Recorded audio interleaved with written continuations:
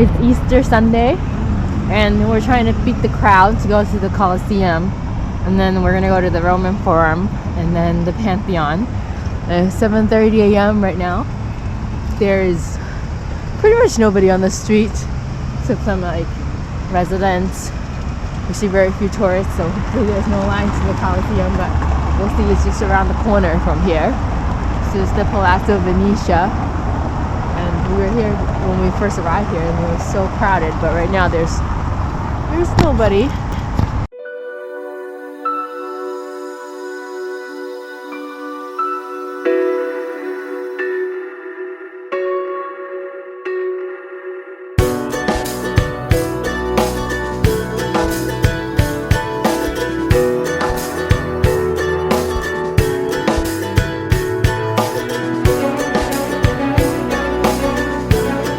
So after we checked into security, we just went to pick up the tickets. There's no purchasing today. Every first Sunday of the month, free. That's how we like it. And because of this special Sunday, we just heard that the arena is open. Normally it's not. So we get to go actually into the ground floor. That's the ground floor, right? They said. So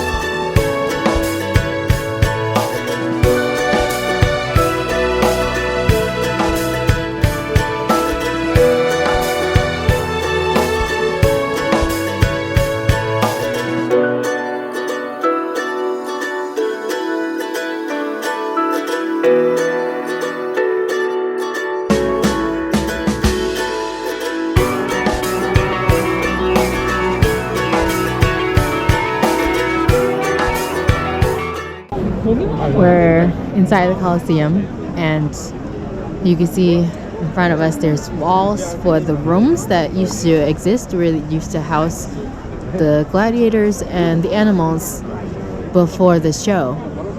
The floor of the arena has since been damaged and broken away because of the earthquakes and stone robbers back then, like Matt, who wants to take these rocks to build their own house.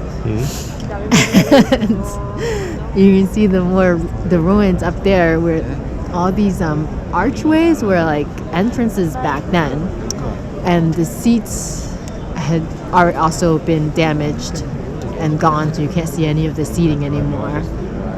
So when the audience come in, they had to fill 87,000 people in the stadium, and it was filled very fast back then. I bought this cool book. It's called Rome Reconstructed. Get to see what it looks like back then.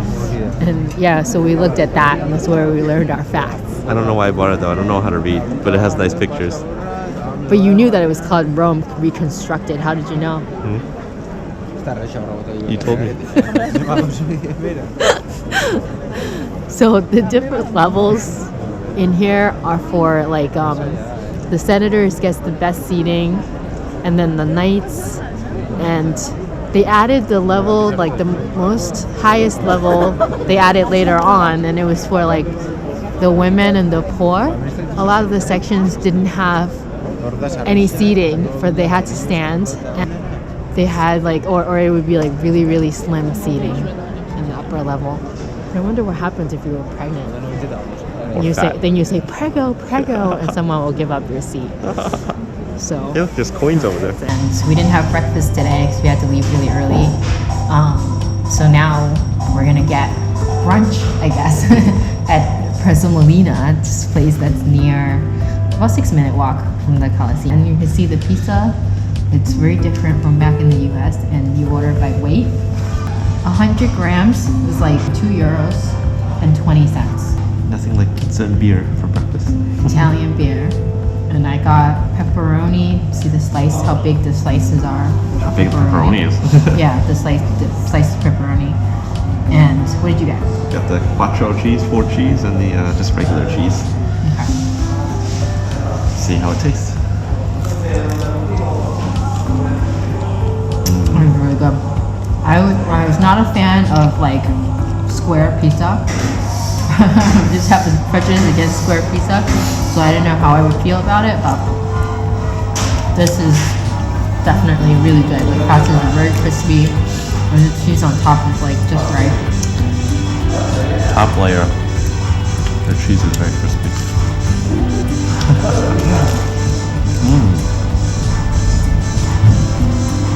So the crust is very crispy underneath for this cheese slice.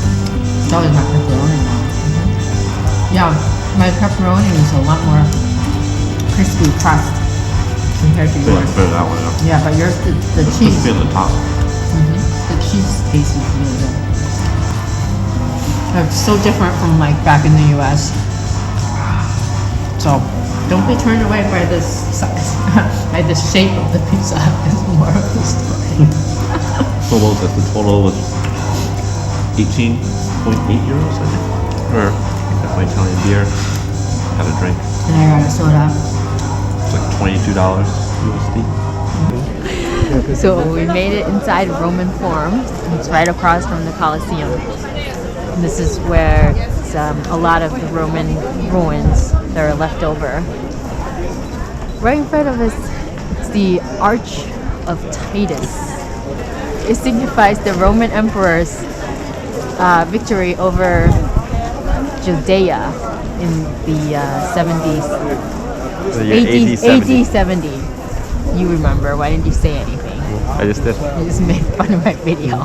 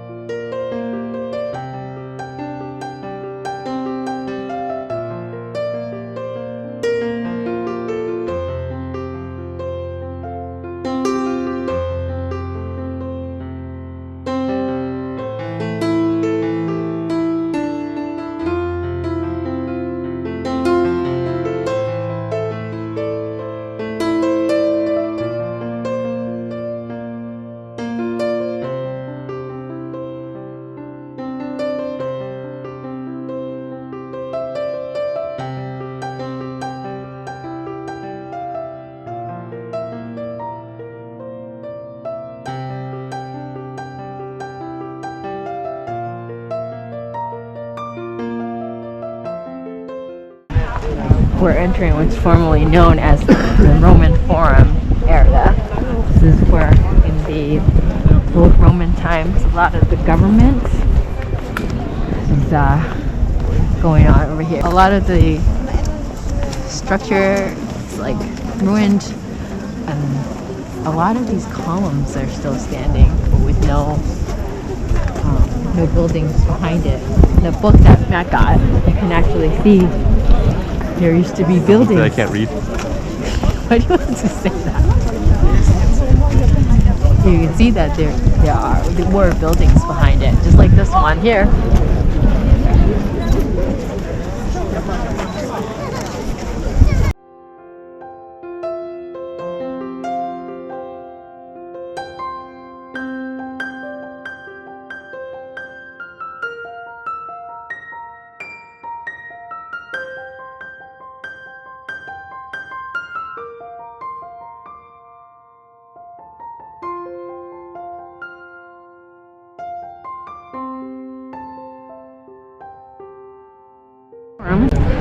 Was where a lot of important transactions, social and political, that took place here.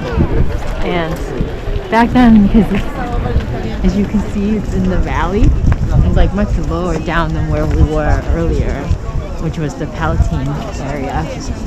Now here, they had to, because of its area, it's like a ideal place for the water to be collecting. It was like a swamp, he said. Yep, they had to drain this swamp. There used to be a statue of Saturn here, and existed in the late 6th century BC, but it was reconstructed for a few times. And back in the day, used to hold the state treasury, all the government buildings.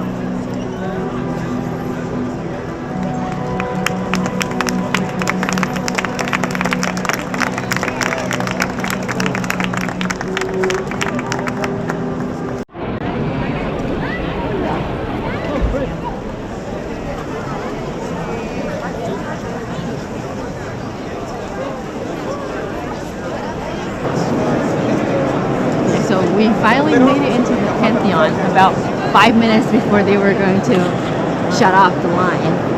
5:40. They shut off the line at 5:45, and the line was really long, like around the circle, and there were people cutting in line, which was making me mad.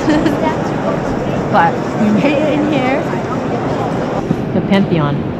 This is one of the world's largest domes, and the diameter in this area, in this, like the bottom, the floor area, is the same measurement as from the bottom to the top. And at exactly noontime, you can see this light. This, when the sun lines up with the circle, it will line up with the circle up top will line up so that you'll see the light reflected down on the floor, line up with that circle that's been roped off over there in the middle. The rainwater will fall directly on the floor, and the water drains through 22 small holes on the floor here. And you can see it, the light will line up. pretty cool place. Look at those people close down.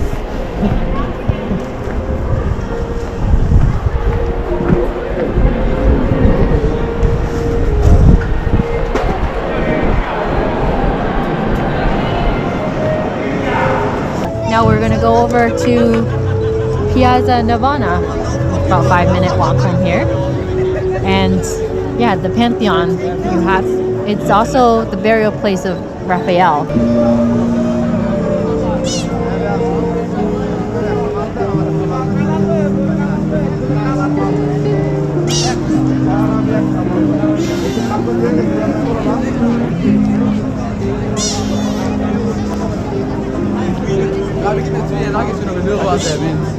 It's called Solo Restaurant, or Solo Gastronomia in Veneria, I guess that's the name of it. And I got the pasta carbonara. It has eggs, bacon, and pecorino cheese, and some pepper on top. I forgot the name of my dish, but it also has pecorino cheese and some black pepper in it. We also ordered some lamb shank with potatoes to share and some grilled veggies.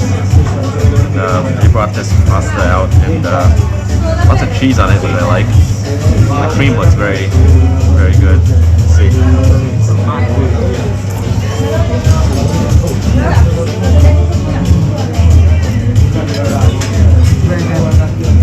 Oh, I can taste all the little cheese. Yeah, on it. Try one of the potatoes.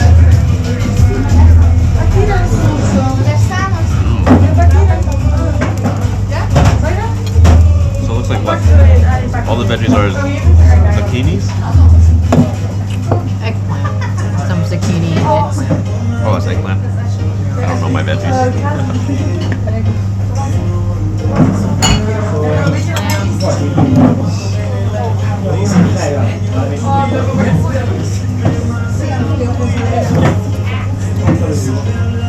Lamb is very tender. Oh yeah, I can feel it in my fork. Taking a slice. Oh, and there's red pepper here too. And it's on that's the roasted vegetables set on like a bed of lettuce here. Slime is very softly, but very juicy. Having pasta for the third day in a row for dinner. I have no complaints about that. So the vegetable has like obviously it's like balsamic vinegar and some olive oil. Everything's okay here? Yeah. Very good, thank you.